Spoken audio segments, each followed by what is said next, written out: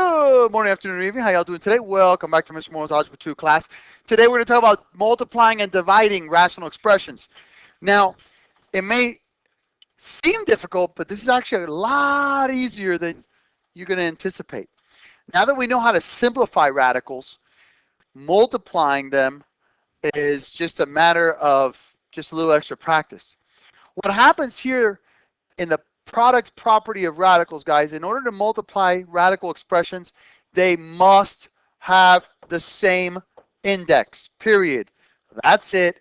Have to have the same index, okay? If they have the same index, you can literally go ahead and combine them into one radical. So for example, if I have the nth root of a times the nth root of b, that will equal the nth root of a times b. It is that simple. If they have the same index, you can multiply them. For example, here we've got cube root of 6 times square root of 2. We cannot multiply those two like that, right? Okay, we can't. However, there is a way to make them have a common index. Okay, if I give you this straight up, that's not possible doing it the product radical property. However, what does this turn into with an exponential fraction? 6 to the 1/3. What does this become as an exponential fraction? 2 to the 1/2. Very good, guys. I'm very proud of you. Now, who said that? I'm so proud of you. Who said common denominator? Thank you, my brother. Guys, didn't we learn that if I have x to the n over m, doesn't that equal the mth root of x to the n? So isn't the denominator of the exponent the index? Do I need the same index in order to multiply them? So can't this go to a 6 and this go to a 2? This go to a 6 and this go to a 3? So this would be the 6th root of 6 squared times the 6th root of 2 cubed, which would be the 6th root of 36 times 8, which is whatever. What is that, 288? That's how you would do that. So, my brother.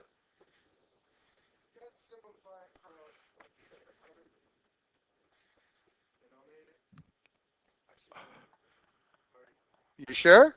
Now, from here, we can try to see if we can simplify this. This is going to be 2 and 144. And this is 12 and 12.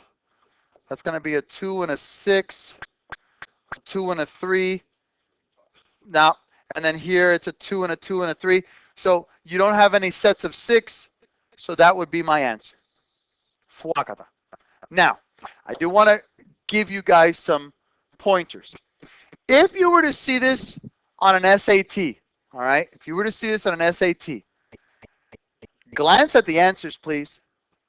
If you see this answer, then you know that they did it correctly. If you see that answer and you also see not possible, be careful because it's this answer right here. Now, if you don't see that answer, okay, if you just see a lot of different combinations and they didn't do it by converting, then you know it's not going to be possible. All right? They're not all going to be hard like this, guys. But I wanted to start with the curveball immediately. Next, B. I got the cube root of -4 times the cube root of 2. Can I do that? Heck yeah, I can. That's going to be the cube root of, tell me, what is it? -8, which equals -2. Bam, done. Done. When they have the same index, it's not even a thought process. Multiply the insides, put them all together in one. Okay? How about this bad boy?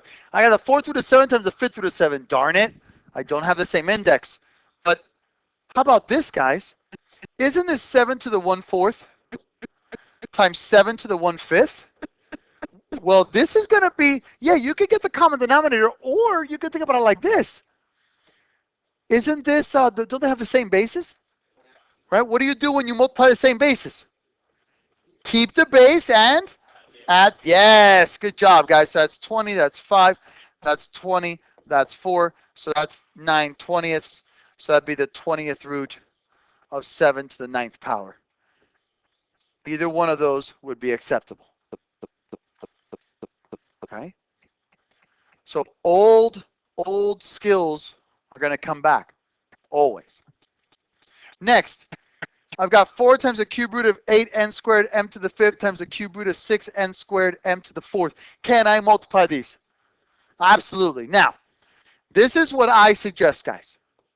When you're doing these, a lot of people like to multiply the 8 times 6. I don't find that to be very helpful. If you multiply the 8 times the 6, you're going to get 48, right? You're going to have to break it down anyways, right? So why don't you just do this? 8 times 6. No, leave it like that for a second. Or you could have simplified from the beginning. Yes, you could have pulled that 8 out as a 2. 8 times 6, you got n to the 4th and m to the 9th. Now, with this 8, what's the cube root of 8? Take a 2 out. What's 2 times 4? So I've got 8, cube root of n to the 4th. I got an n over here. I've got a 6 left over. I got an n left over. And then 3 goes into 9, m cubed. And bada bing, bada boom, I'm done. Sir, my brother. Thank you. No, because it came out of an odd, my brother. The absolute value only occurs when you take an odd out of an even. Thank you for caring. Thank you. Next, I got the 5th root of 6x times the 5th root of 7x squared. So this is going to be the 5th root. Whoa, that was kind of cool. That's going to be the 5th root of 42x cubed. Done. Can't do anything else. Why, Moto? Can I pull out any set of 5 values? No. How about this bad boy? F. Got the square root of x minus 5 to the square root of x plus 5. Well, this would be this. Okay, let me try that again. So I've got the square root of x minus 5, thank you, times x plus 5. And my boy over here realized, hey, that's a difference of squares. So this is really the square root of x squared minus 25. Please do not make the rookie mistake of saying, oh, square root of x squared minus 25, oh, that equals x minus 5. No, it does not. Rookie mistake, please do not do that.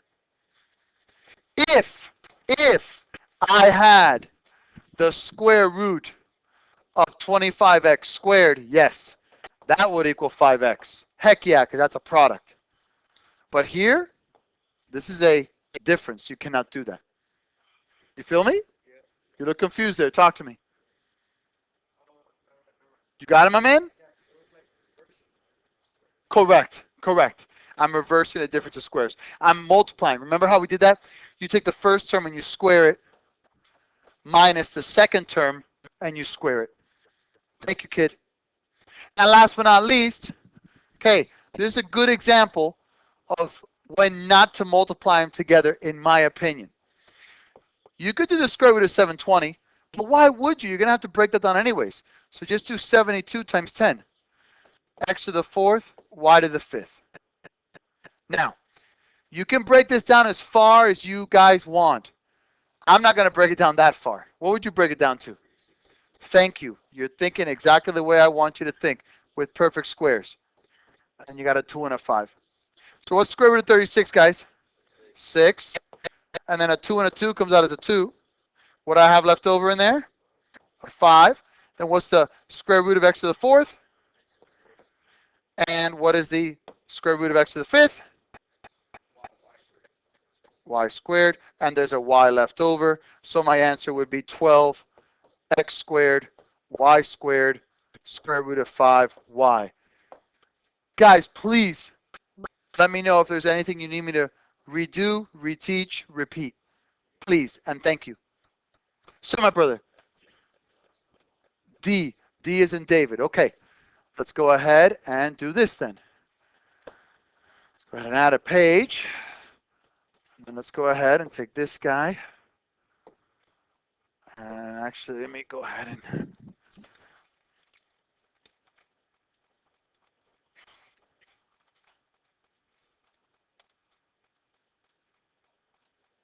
Okay, so I've got 4 on the outside. So 4 times the cube root of 8 times 6, n to the 4th, m to the ninth.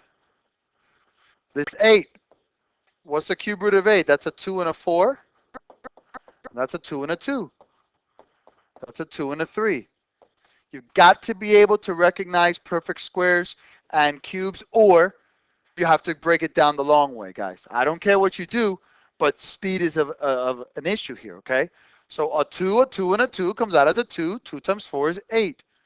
And I have a cube root of 6 left over. Are you with me so far?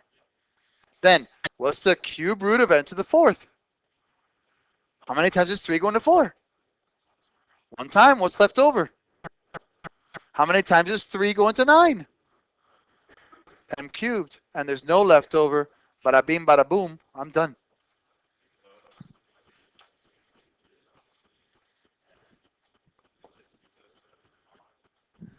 Come again?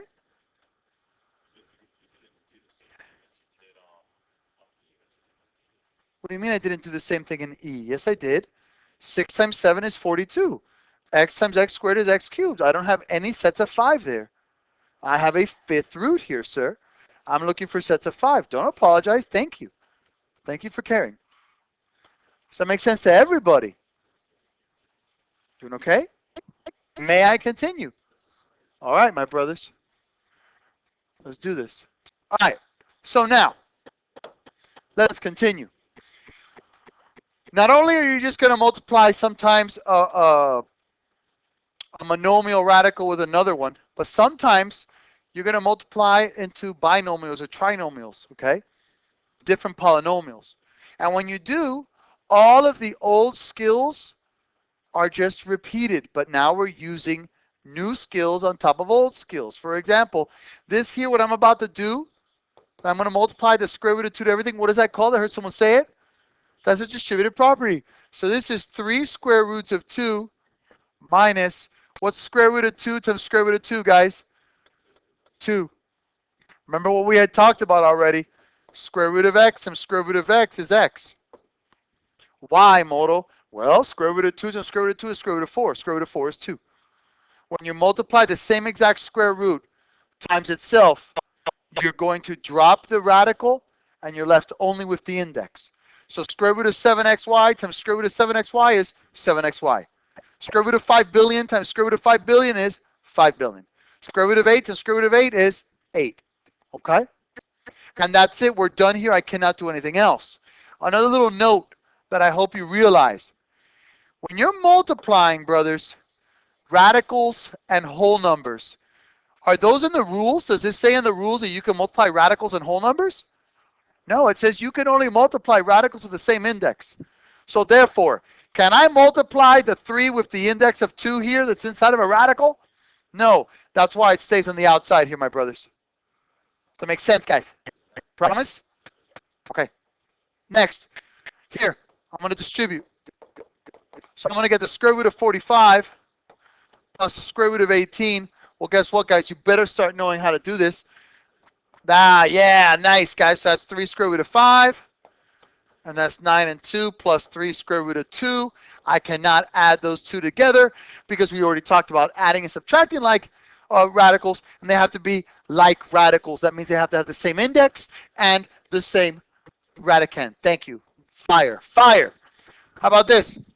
When I distribute this bad boy, what's square root of x and square root of x? Minus. No, not 3x. 3 square root of x.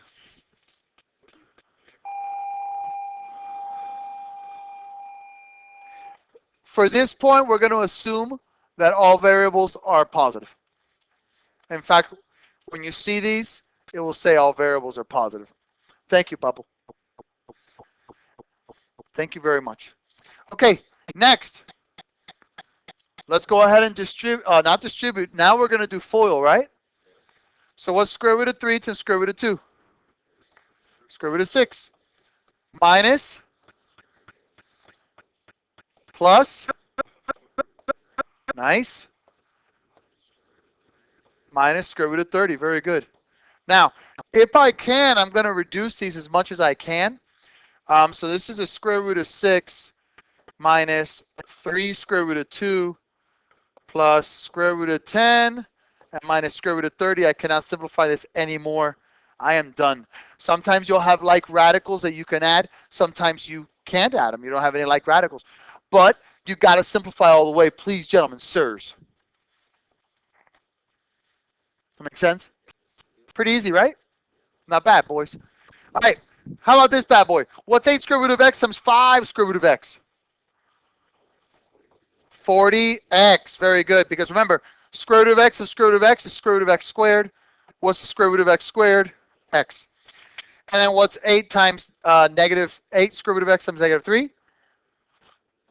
Negative 24 square root of x. And then I got 3 times 5 square root of x, which is 15 square root of x. And then I've got negative 9. Add like terms if I can. So I've got 40x minus 9 square root of x minus 9. The constant always stays at the end. And believe it or not, this is standard form because the exponent of x is 1. And what's the exponent of a square root of x? 1/2. Excellent, brother. Excellent. Does that make sense? How are we doing here? We're good? Promise? Questions, comments, concerns before I move on? All right. Let's do this. Now, guys, the division, don't stress, please, is the same exact rule. All right? If I have the nth root of A divided by the nth root of B, if my indices, the indexes, are the same, I can put them in one big fat radical and go ahead and simplify the radicands. For example, square root of 18x to the 5th, bless you, divided by square root of 2x cubed. You can go ahead, give me 1 second, Papa. You can go ahead and simplify the top first if you wanted to, and then simplify the bottom one and then rationalize, and you're going to get the same answer, I promise you. However, let's use the law properly. This is, since they're both square roots, this is one giant square root of 8x to the 5th over 2x cubed. Trust me for a second, guys. Simplify the innards first. Simplify the radicands. That's going to give you 9x squared, beautiful, which equals 3x. So much easier. So much easier than trying to rationalize the denominator. However, you get to the test or an SAT or whatever, you're like, oh my God, I forget what to do, but I remember I can rationalize. Do it. Just remember you're going to have to reduce later on, okay? And simplify. Here, same thing, gentlemen. I've got a cube root divided by a cube root, so that means I got one big fat cube root. And I'm going to simplify before I find the cube root of it, y'all. So what's that going to be? 54? Cube root of 54, y cubed. Thank you. 54, isn't that, let's see, yeah, 9 and 6. So I'm trying to think of a cube root. 27 and 2. 27 and 2. What's the cube root of 27? So I've got a 3y with a cube root of 2 left over. Does everyone see what I did there? Really important that you see how I reduced and simplified there. Okay. Oh, yes, sir. Thank you. What's up, my brother? Yeah, cube root of y cubed is y. Yeah. Thank you, thank you, bro. Thank you for asking. How we doing, my brother? You getting it? I'm here for you. Okay. Thank you. All right. Here. In this case, guys, got a little bit of a conundrum here, huh? Wait, what do I do here? Well, now it's in one big fat cube root, right? But I have a division within one big fat cube root. So can I go backwards? I can't. Can I now go, this is the, it's annoying. Can I now go, this is the cube? Okay, we'll try that again. Sorry about that, guys. We'll see. Third time's a charm. Can I break this up into the cube root of 6z cubed over the cube root of 125, which exactly I heard someone say it. This is z cube root of 6 over 5. Flakata, done. Done. But again, you got to know some perfect cubes, some perfect squares. You don't need to know them all, guys. But I would say at least if you memorize the first 10 perfect cubes and the first 15 perfect squares, your life will be a lot easier when it comes to radicals, I promise. May I continue? Okay, here, again, I've got them separated. I'm going to create one big fat one to first reduce, then I'm going to simplify. So that's going to be negative 2 times a giant square root, cube root of 54x over 2x to the fourth. This is a negative 2 times a cube root of, what's 54 divided by 2, y'all? 27 over x cubed. Think about it. I've got an x here to the first power and x to the fourth power. Goodbye one of those, goodbye one of those. I'm left with an x cubed, which then is going to be, well, 3 over x, but times a negative 2. So it'd be negative 6 over x. Very good connection, though, sir. Well done. I'm proud of you. Guys, talk to me. I'm looking at your faces. Talk to me. This is where the disconnect between teachers and students cannot occur. I'm begging you, talk to me. Yes, sir. Thank you, Papa. Okay, sure. What's the cube root of 27, my brother? 3. What's 3 times negative 2? Negative 6. What's the cube root of x cubed? And it's x, and it's in the denominator. That's why I put it down there. Does that make sense? Thanks, kid. You had a question, my brother. No, I answered it already? Yes, sir, my brother. Well, what's the cube root of x cubed? X, but it's got to be in the denominator. Isn't it in the denominator here?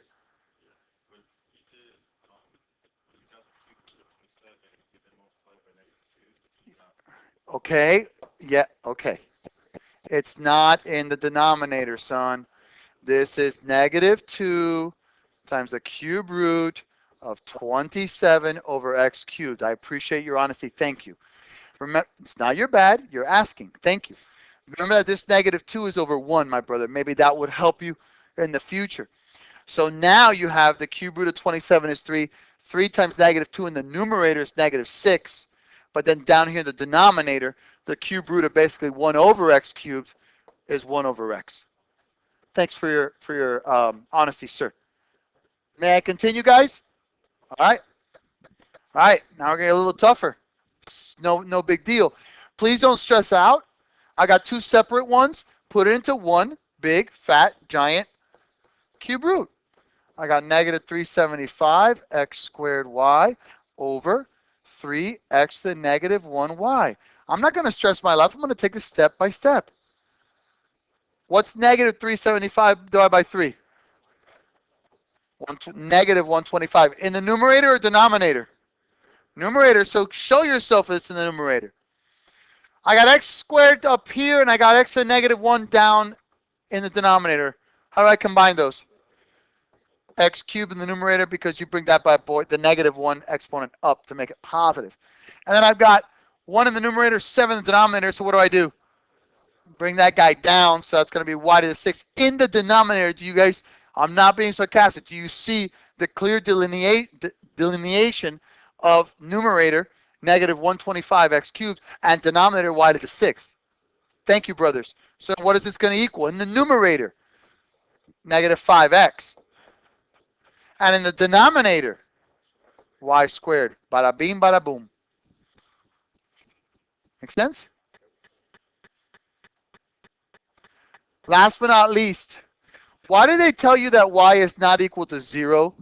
Why would I have given you that? Am I just crazy? Why? Why? Why? No. No. Y is not equal to 0. Guys, what happens if y is 0 here? The denominator is 0. Can you have a denominator of 0? No, that's undefined. So that's why y cannot equal 0. Here, I'm going to go ahead and I'm going to separate them. So it's going to be the fourth root of 10x squared over the fourth root of 81 y to the fourth. 10 is 5 and 2. There's not enough x's to pull out an x from this fourth root. So that's just the fourth root of 10x squared. What's going on down here, though? What's the fourth root of 81? 3. And what's the fourth root of y to the fourth? Y. Technically speaking, that would have been an absolute value for those of you who have been paying attention. But remember what I said in this particular case, we are assuming that all variables are positive. Yes, sir, and then yes, sir.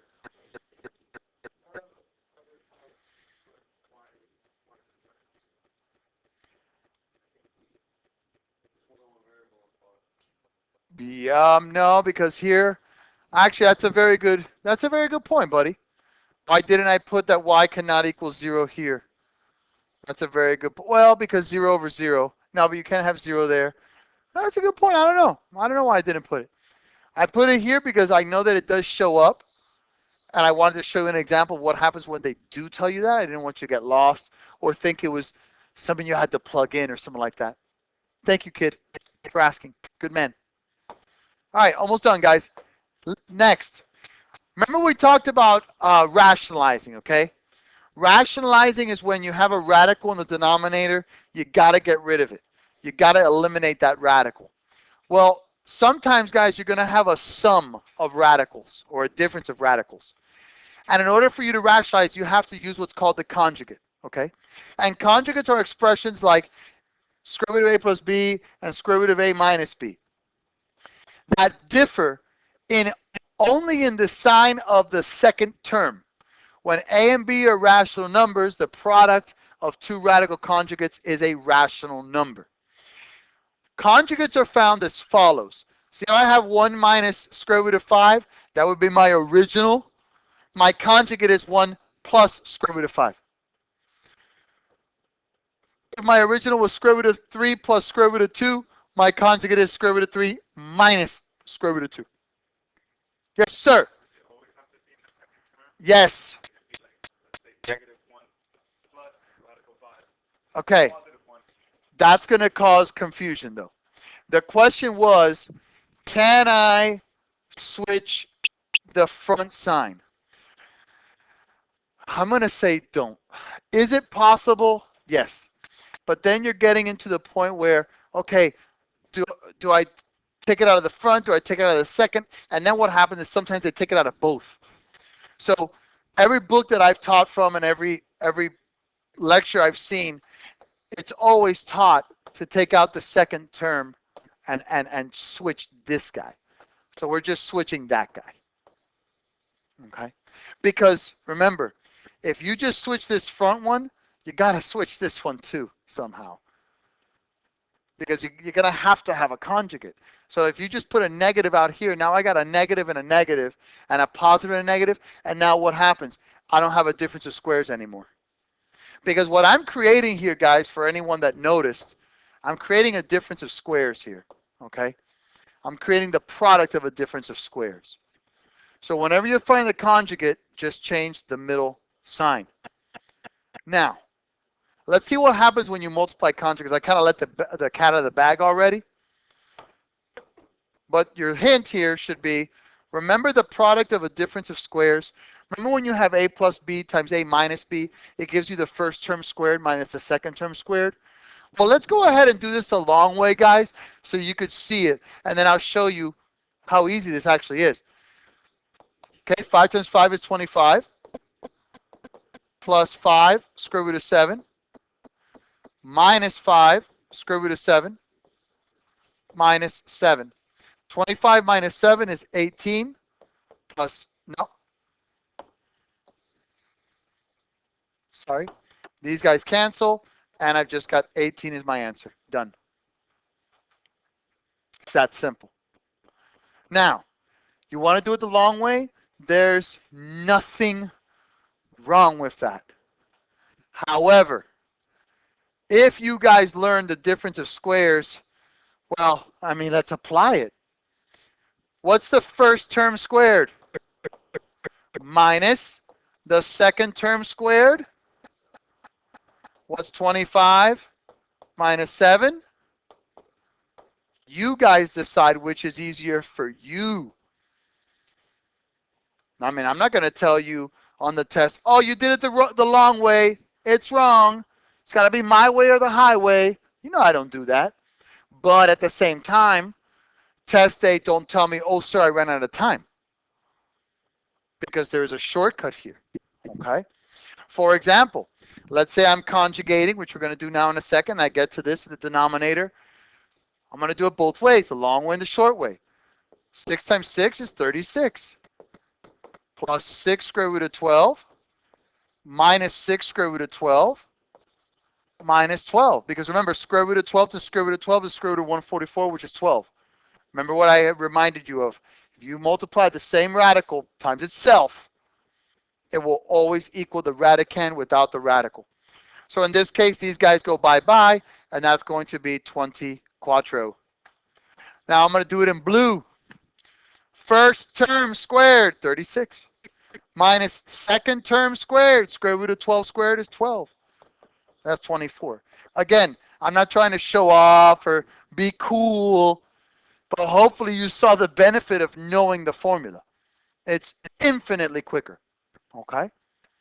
And now that we know conjugates, last part, sometimes the denominator is a sum or difference involving radicals. If radical expressions are in the denominator, you can rationalize the denominator by multiplying the numerator and denominator by the conjugate of the denominator. So if I have 3 square root of 2 over square root of 5 minus square root of 2, I cannot keep it like this. That is mathematically illegal.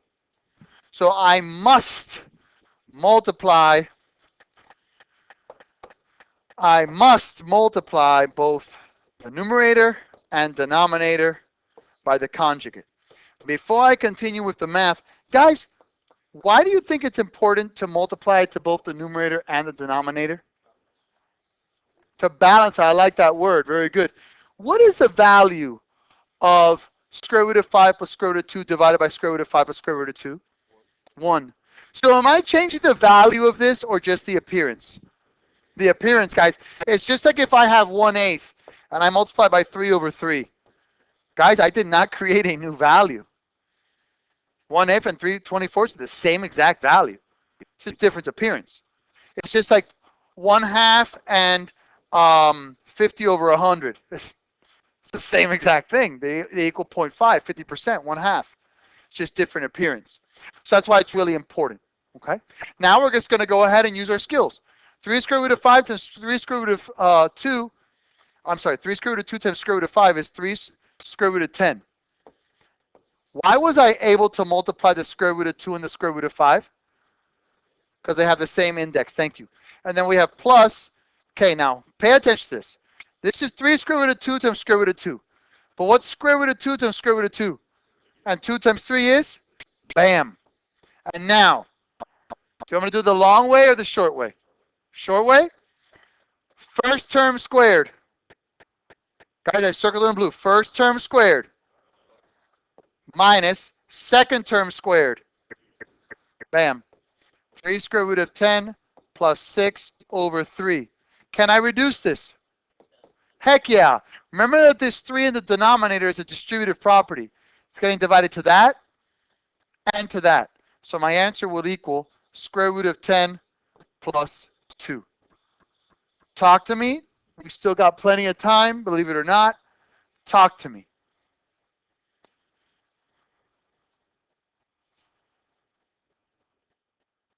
Silence in the studio. Yes, sir.